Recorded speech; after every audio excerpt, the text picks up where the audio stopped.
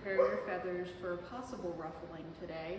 We're going to talk about personal protection dogs and whether the cost is worth the risks and legal issues that can be associated with using those dogs.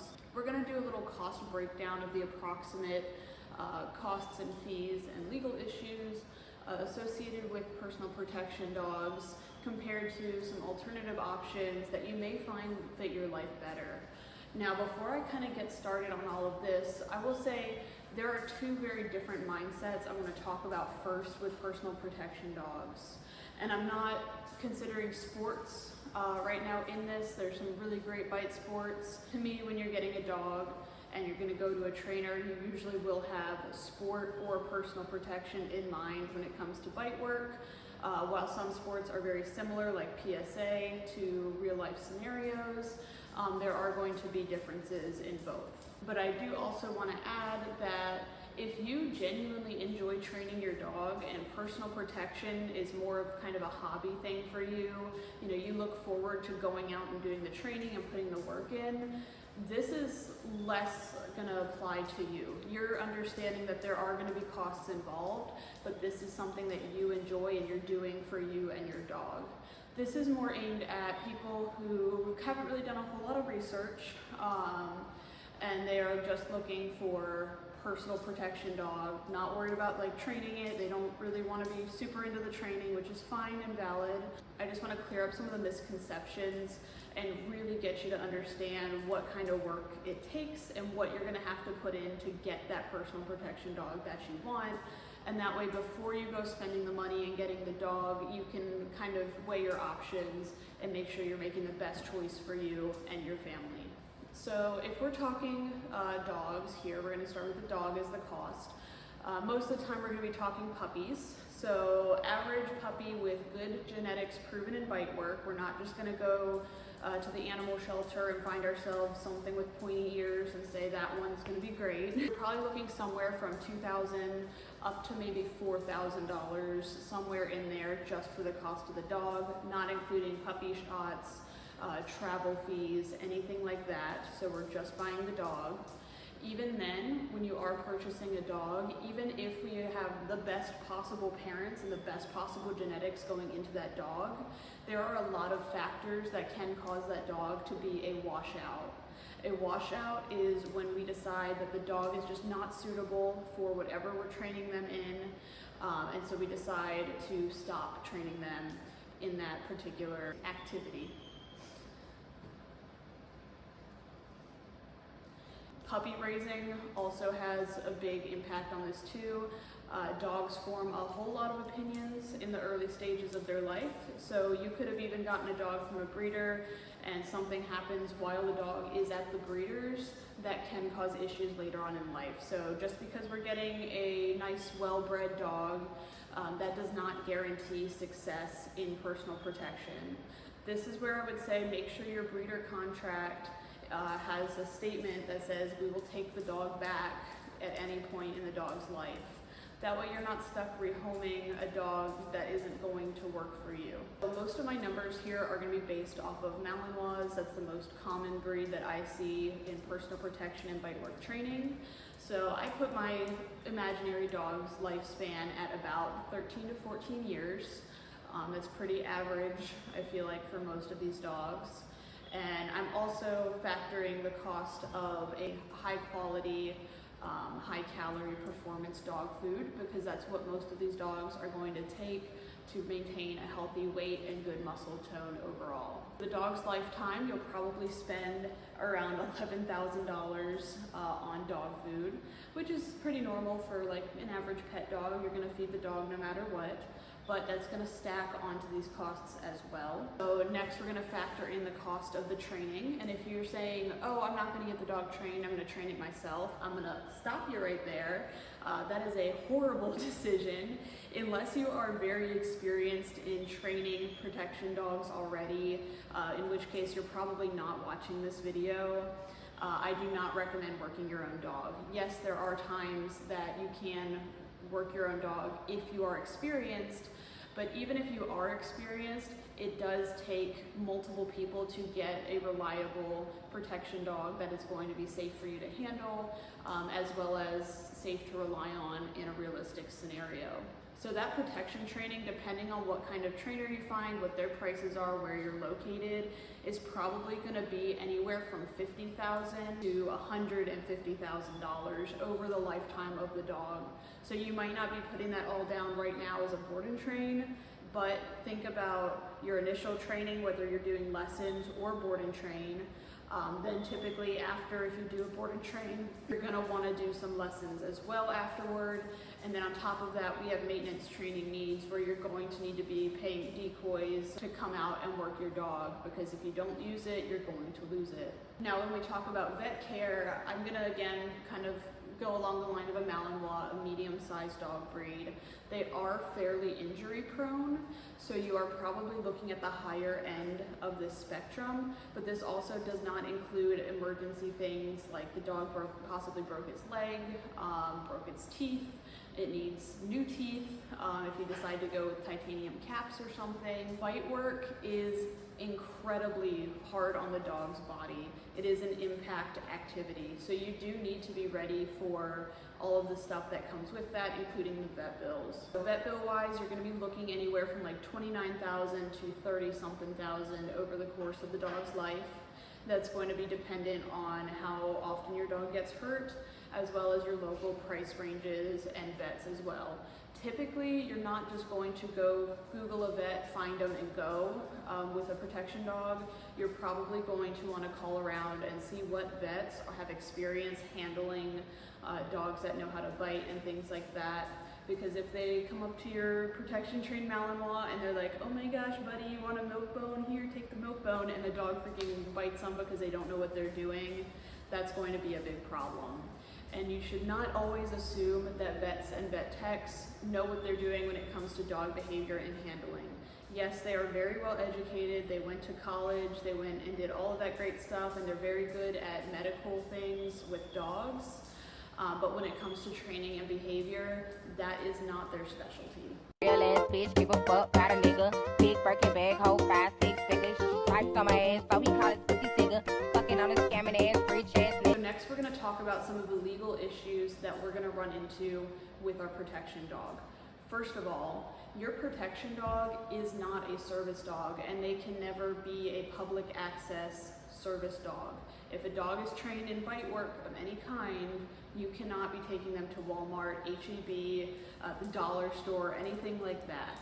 They are not a service dog. That is listed on the ADA's website. I'll even throw a little link up there that voids them from all service work. I don't care what you saw on TikTok, that is a huge problem. Now, all of this legal stuff I'm giving you from the standpoint of the state of Texas, so that's where I'm located, is Texas.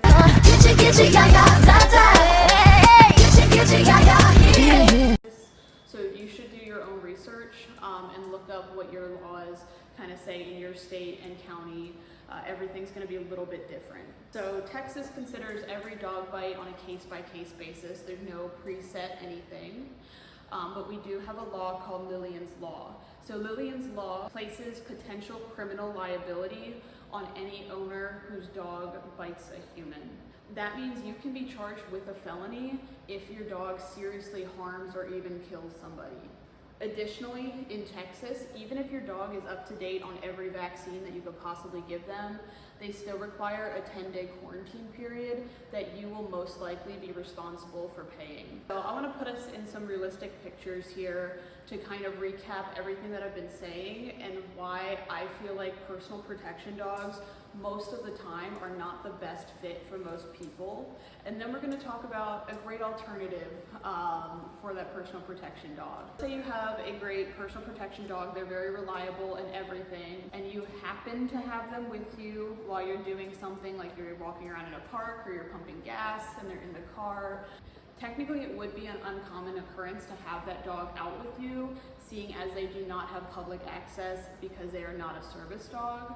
But let's say we're at the gas station, my dog's in the car, a bad man walks up to me, and I'm like, come closer, and I'm gonna send my dog, whatever. He continues to approach, I send my dog, and I didn't see that the guy had a knife. Most people that are gonna come up and mug you or break into your house, unfortunately. Don't get lost, 'cause I'm waiting. Summer feelings are waiting, boy. You and me is more than 100 miles. Unfortunately, they're smart enough to come armed. So typically they're going to have something like a knife, a gun, a baseball bat, something that they can use to destroy your dog. Is the way that I'm going to say it so that I do not get blocked from social media. And if your dog gets unalive, that's going to be very incredibly unfortunate. You're going to lose out on all of the money you spent on training, vet care, feed, all of that stuff, as well as the emotional cost of you just watched your dog get unalived in front of you. So that is an entire whole cost factor there too, because you cannot guarantee when you deploy that dog that they don't have a knife in their pocket or something like that, or even that the dog hits them and they fall on the dog and they end up breaking the dog's neck or spine, which that can even happen in training as well. So there are always going to be risks every single time that you send that dog. And let's say the guy broke into your house, you sent the dog, everything went as it's supposed to, the dog bit when it was supposed to, everything went great. And let's say your dog did a nice left bicep target and he pretty mangled up that bicep meat. If you have never seen a live bite from a dog that knows how to bite and is trained to bite, you do not understand the power of these dogs. There are plenty of police dogs out there that have swallowed a bicep. It's just fact of life.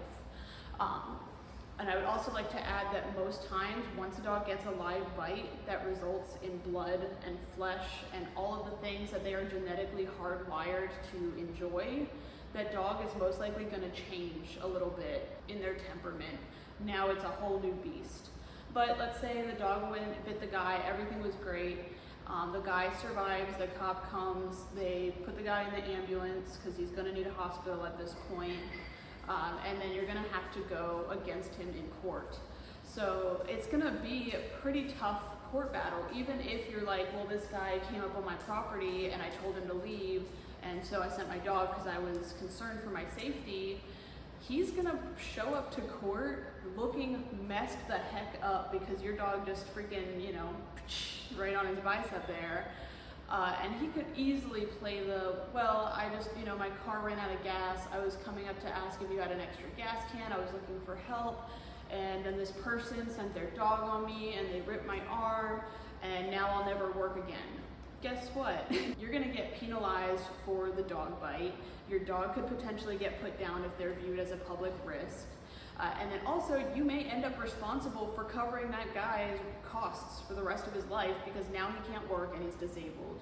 So that is also a huge risk with the protection dogs. When we're playing hearsay games and we're in front of a jury, most people are gonna side with the person that looks beat the crap up and is like sad and giving this big sob story. It's unfair, it sucks, but that is unfortunately a big reality that you do have to face. And then of course you will always have the risk of something in this scenario is something the dog hasn't seen before, the dog isn't comfortable, you send the dog, it doesn't bite, or it just doesn't do what it's supposed to do. They're animals, that's a non-zero probability, so that is always a risk as well. Another thing you need to keep in mind before getting a protection dog is your family going to be able to handle it? Even if you have the best off switch on that dog possible, I would not let your toddler go mess with the dog that knows to bite and make its own space. That's going to be on you to make that decision of, will I be able to manage this dog around my family, especially if you have a young family, and that you're going to be able to keep everyone safe.